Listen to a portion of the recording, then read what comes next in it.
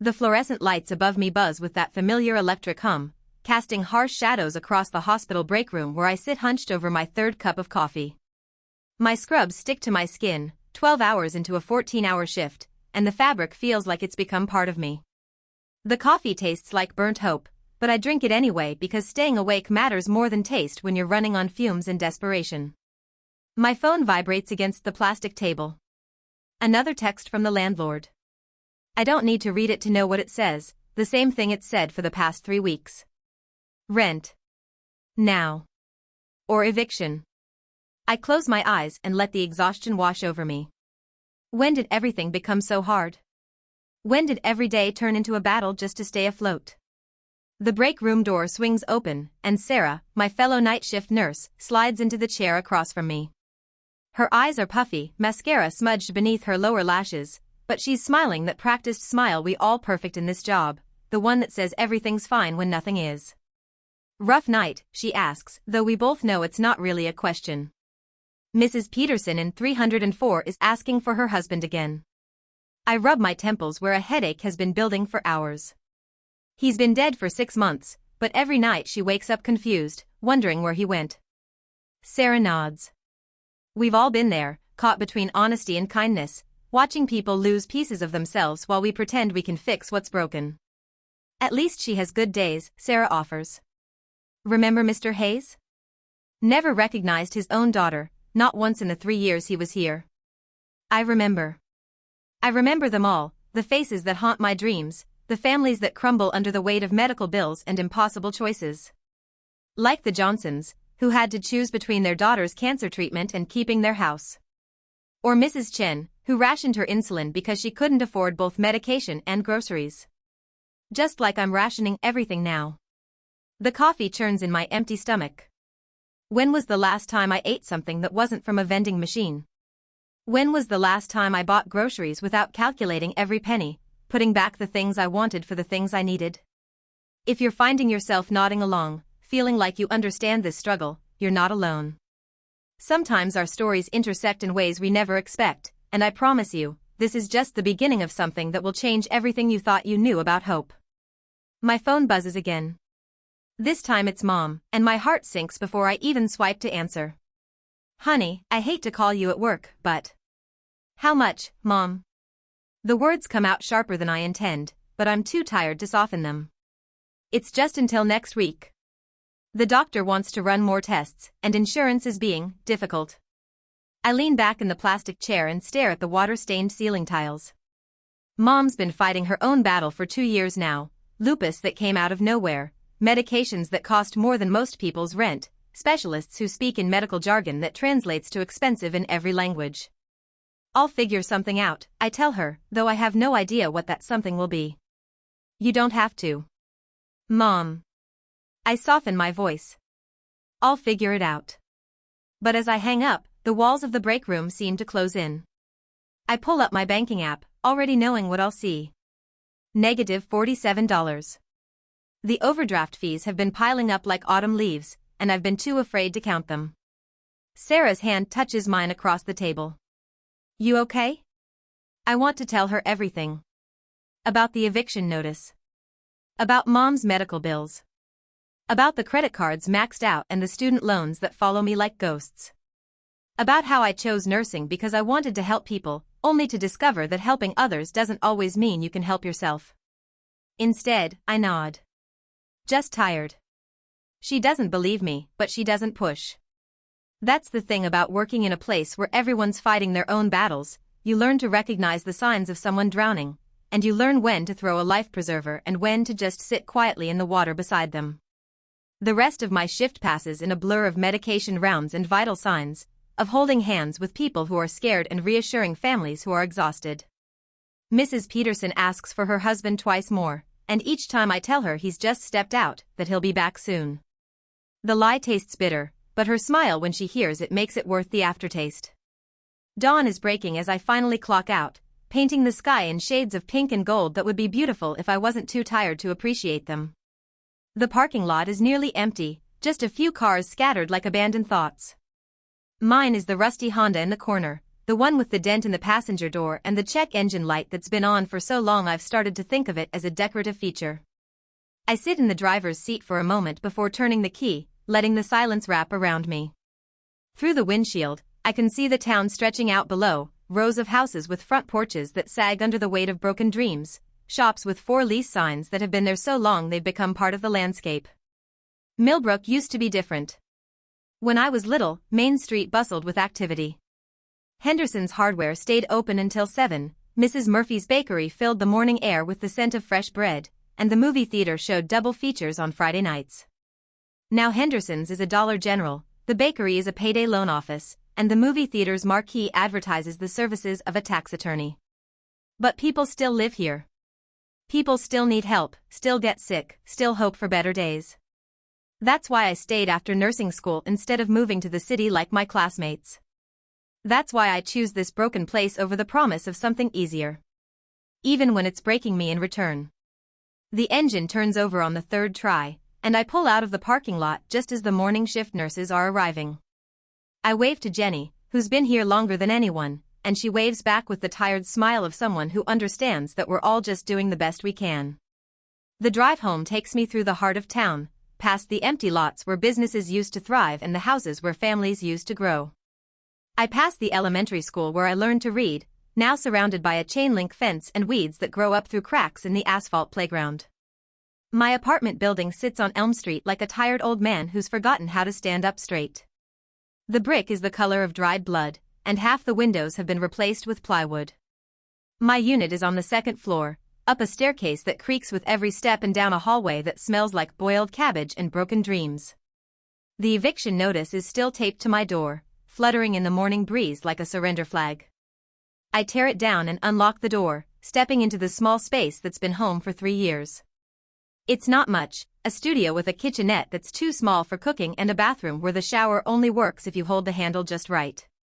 But it's mine, or it was until I couldn't afford to keep it. The few pieces of furniture I own are second-hand discoveries from garage sales and church basements, mismatched but comfortable in their imperfection. I drop my purse on the kitchen counter and notice the stack of unopened bills that's been growing like a tumor beside the coffee maker. Electric company, gas company, credit card statements, student loan notices, each envelope a small reminder of how far behind I've fallen. The refrigerator hums in the corner, nearly empty except for expired milk and takeout containers I've been meaning to throw away. I open it anyway, hoping something edible will have magically appeared, but all I find is a half-empty jar of peanut butter and the kind of loneliness that comes from eating dinner alone every night. I should eat something. I should shower. I should sleep. Instead, I sit on the edge of my bed and let the tears come. They start slowly, like the first drops of rain before a storm, then build until I'm sobbing into my hands. All the exhaustion, all the fear, all the weight of trying to hold everything together while everything falls apart, it pours out of me in waves. I cry for Mom, fighting her own battles while worrying about mine. I cry for Mrs. Peterson, looking for a husband who will never come home. I cry for this town that's slowly dying, for the dreams I had when I was young and believed that wanting to help people would be enough. Most of all, I cry for the girl I used to be, the one who thought that working hard and doing right would somehow be enough to keep the world from crushing her. When the tears finally stop, I'm exhausted in a way that goes deeper than tiredness. I lie down on top of the unmade bed, still wearing my scrubs, and close my eyes. Sleep comes quickly, but it's not peaceful. I dream of drowning in a sea of bills while Mrs. Peterson calls for her husband from the shore. I wake up 6 hours later to the sound of someone knocking on my door. For a moment, I think I'm still dreaming, but the knocking continues, persistent but not aggressive, like whoever's out there has all the time in the world. I stumble to the door and peer through the peephole. A woman stands in the hallway, maybe 60 years old, with silver hair pulled back in a neat bun and clothes that look like they were pressed this morning. She's holding a casserole dish covered with aluminum foil, and her face has the kind of patience that comes from years of practice. I open the door but leave the chain lock engaged. Can I help you? You're Lisa, right? The nurse? Her voice is warm, with the slight accent of someone who's lived in the South for most of her life. I'm Margaret Ellis. I live downstairs in 1B. I nod, though I'm not sure where this is going. In the 3 years I've lived here, My interactions with neighbors have been limited to polite nods in the hallway and the occasional complaint about thin walls. I hope you don't mind me stopping by, Margaret continues, but I noticed you've been working a lot of extra shifts lately, and I thought you might not have time for cooking. She holds up the casserole dish. It's nothing fancy, just my grandmother's recipe for chicken and dumplings. There's enough for several meals. I stare at her, trying to process this unexpected kindness. That's very thoughtful, but I can't. Accept help? Margaret's smile is gentle but knowing. Honey, I've been watching people struggle in this building for 15 years. I know the signs of someone who's drowning but too proud to ask for a life preserver. Something in her voice breaks through my defenses. I slide the chain lock and open the door fully. Margaret steps inside, moving with the careful grace of someone who's learned to navigate small spaces. Your grandmother's recipe? I ask, because it's easier than addressing the part about drowning. She raised me after my parents died in a car accident when I was 12. Margaret sets the casserole dish on my kitchen counter, then turns to face me. She used to say that food was love made visible, and that no one should ever have to eat alone when there was someone nearby who could cook. I feel tears threatening again, but I blink them back. Why are you doing this? Margaret looks around my small apartment, taking in the stack of bills, the empty refrigerator, the general air of someone who's barely hanging on. When her eyes meet mine again, they're filled with a compassion that doesn't judge. Because someone did it for me once, she says simply. When I was about your age and thought the world was ending because I couldn't make the pieces fit together. She moves toward the door, then pauses with her hand on the knob. There's something else. I used to work in the hospital administration, before I retired. I know Dr. Williams, the one who runs the free clinic down on Madison Street. My heart stops. The free clinic? They've been looking for a nurse to help with their evening hours. It's only part-time, but the pay is decent, and... She pauses, choosing her words carefully. They have a program that helps their employees with emergency financial assistance. Confidential, no questions asked. I sink into the chair by my kitchen table, overwhelmed by this sudden possibility. Why would you tell me this? Because everyone deserves a chance to climb out of the hole they've fallen into. Margaret opens the door, then looks back at me one more time. And because I have a feeling you're exactly the kind of nurse Dr. Williams is looking for. After she leaves, I sit in my kitchen staring at the casserole dish like it might disappear if I look away. The smell of chicken and herbs fills the small space, and for the first time in weeks, my stomach growls with actual hunger instead of anxiety. I serve myself a bowl and eat slowly, savoring flavors that taste like comfort and possibility. As I eat, I think about Margaret's words, about chances and climbing out of holes.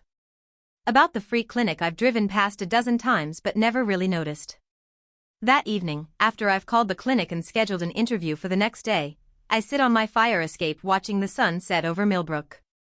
The town still looks tired, still bears the scars of economic hardship and broken dreams. But something has shifted, like a door that was closed has suddenly opened just a crack. My phone rings, and Mom's name appears on the screen. How are you feeling today? I ask before she can say anything. Better, she says, and I can hear the surprise in her voice. The doctor called. Insurance approved the new treatment plan. Apparently, someone from the hospital advocated for me, pushed through the paperwork that had been sitting on someone's desk for months. I smile, thinking of all the phone calls I've made on behalf of patients over the years, all the insurance forms I've filled out and submitted and followed up on. That's wonderful news, Mom. I know you've been worried about the cost, she continues. I know you've been trying to help when you can barely help yourself. Mom. Let me finish. Her voice is gentle but firm. You've been taking care of everyone else for so long, honey. Your patients, me, this whole town in your own way. But who's taking care of you? I think about Margaret's casserole dish, about the job interview tomorrow, about small acts of kindness that create ripples in ways we never expect. Maybe I'm learning, I say. 3 weeks later, I'm working my second shift at the free clinic when Dr. Williams calls me into his office. The clinic is nothing like the hospital, smaller, quieter, with mismatched furniture and medical equipment that's been donated by practices with bigger budgets. But there's something here that the hospital lacks: hope. Lisa, Dr. Williams says as I settle into the chair across from his desk, I wanted to talk to you about something. My stomach tightens. In my experience, conversations that start this way rarely end well.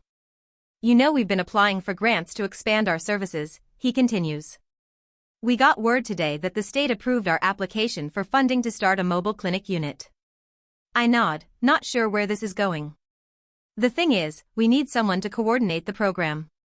Someone who understands both the medical side and the administrative side, who knows how to work with insurance companies and government agencies. Someone who... He pauses, studying my face. Someone who knows what it's like to need help and how important it is to receive it with dignity. You're offering me the job? I'm offering you the chance to help design a program that could change lives in this community. Dr. Williams leans forward, his eyes bright with possibility.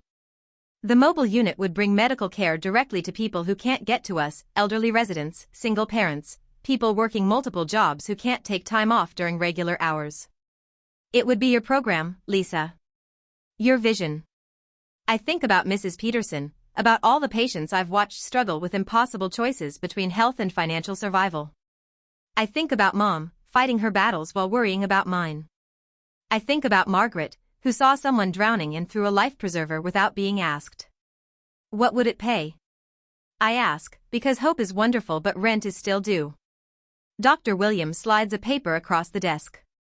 The salary is more than I made at the hospital, with benefits and a program that helps employees with continuing education. There's something else, he says. The mobile unit needs a home base, somewhere central to our coverage area. There's a building on Main Street, the old Murphy's Bakery. The owner is willing to lease it for a fraction of market value to a medical program that serves the community. Murphy's Bakery. Where I used to buy cookies with Mom after doctor appointments when I was little, where Mrs. Murphy always had a kind word and a smile that made everything seem possible. I'd like to think about it, I say, though my heart is already racing with possibilities. Of course. Take all the time you need. But as I walk home that evening, I realize I don't need time. I need courage, and for the first time in months, I feel like I might actually have some. That night, I call Mom to tell her about the job offer. She cries, which makes me cry, and we laugh about crying while we're still crying. Your father would be so proud, she says. He always said you had a gift for seeing what people needed, even when they couldn't see it themselves. I think about Dad, who died when I was in high school, who never got to see me graduate nursing school or watch me struggle and maybe, just maybe, find my way out of the darkness. I wish he could see this, I say. Oh, honey, Mom's voice is soft. He can. And he's cheering you on. The next morning, I walk into Dr. Williams' office and accept the position. We shake hands, and he smiles the kind of smile that changes everything. Welcome to the team, Coordinator Thompson. Coordinator Thompson. It has a nice ring to it. 6 months later, the mobile clinic unit is rolling through Millbrook's neighborhoods 3 days a week, bringing medical care to people who haven't seen a doctor in years. The old Murphy's Bakery has been transformed into a bright, welcoming medical facility that still smells faintly of cinnamon and possibility. Margaret Ellis is my first volunteer, helping with insurance paperwork and translation services for our Spanish-speaking patients. She brings homemade cookies to the clinic every Tuesday, and patients light up when they see her coming. Food is love made visible, she tells me, echoing her grandmother's words as she arranges chocolate chip cookies on a plate in our waiting room. Mom's health has stabilized with her new treatment plan, and she started volunteering at the clinic too, helping with patient education and support groups. Watching her work with other patients fighting similar battles, I see strength in her that I never noticed before. You know, she says one afternoon as we're closing up the clinic, I think I needed to go through all that struggle to find out who I really am when I'm not afraid.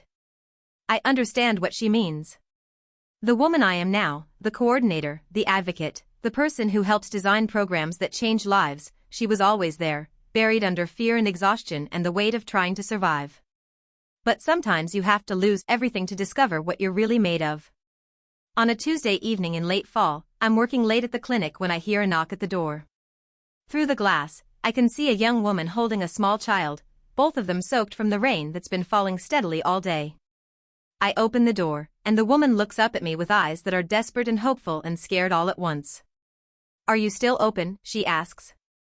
My daughter has been coughing for days, and I don't have insurance, and I didn't know where else to go.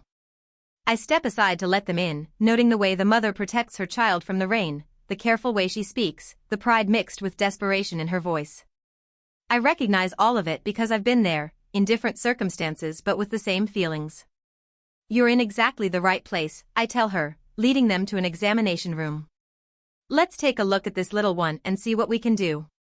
As I examine the child, a simple case of bronchitis that will respond well to treatment, I watch the mother's face transform from fear to relief. She starts to cry when I tell her the medicine will be provided at no cost, that we have a program specifically for situations like hers. I don't know how to thank you, she says. You don't need to thank me, I reply, thinking of Margaret's casserole dish, of Dr. Williams taking a chance on someone who was drowning, of all the small acts of kindness that created ripples that eventually became waves. Just pass it forward when you can. Later that night, as I lock up the clinic and walk to my car, a newer Honda that starts on the first try, I think about the girl I used to be, the one who thought the world was crushing her. She wasn't wrong about the crushing part, but she was wrong about the ending. Sometimes the world breaks you down not to destroy you, but to show you what you're capable of building with the pieces. The rain has stopped, and stars are beginning to appear through the clearing clouds. Main Street looks different now, not prosperous exactly, but alive. The clinic's windows glow warmly in the darkness, and I can see Henderson's Hardware has reopened in the space where the Dollar General used to be. The movie theater is still closed, but someone has painted over the old marquee and there's a coming soon sign that makes me smile. My apartment is no longer on Elm Street. I moved 6 months ago to a small house on Maple, with a front porch and a garden where I'm learning to grow things. Margaret helped me move, bringing more casserole dishes and wisdom about second chances. The thing about hope, she told me that day, as we sat on my new front porch drinking sweet tea, is that it's not something you find. It's something you create, one small act of kindness at a time. Tonight, as I sit on that same porch, I think about hope and kindness and the unexpected ways our lives intersect with others. I think about Mrs. Peterson, who still asks for her husband but smiles now when she sees me. I think about the mobile clinic patients who are getting care they never thought they'd afford. I think about the ripples we create without realizing it, the ways our struggles can become someone else's salvation. Tomorrow, there will be more patients to see, more programs to develop, more chances to turn small acts of kindness into something larger. Tomorrow, someone else might knock on our door, desperate and hopeful and scared, looking for help they're not sure they deserve. And I'll be there to open it, to let them in, to show them that sometimes the world breaks you down not to destroy you, but to teach you how to rebuild, not just yourself, but everyone around you. The stars are fully visible now, scattered across the darkness like promises waiting to be kept. I close my eyes and listen to the sounds of my neighborhood, dogs barking, TVs murmuring through open windows, the distant sound of someone laughing. It's the sound of a community that's learning to heal, one small act of kindness at a time. And for the first time in longer than I can remember, I'm not just surviving. I'm thriving.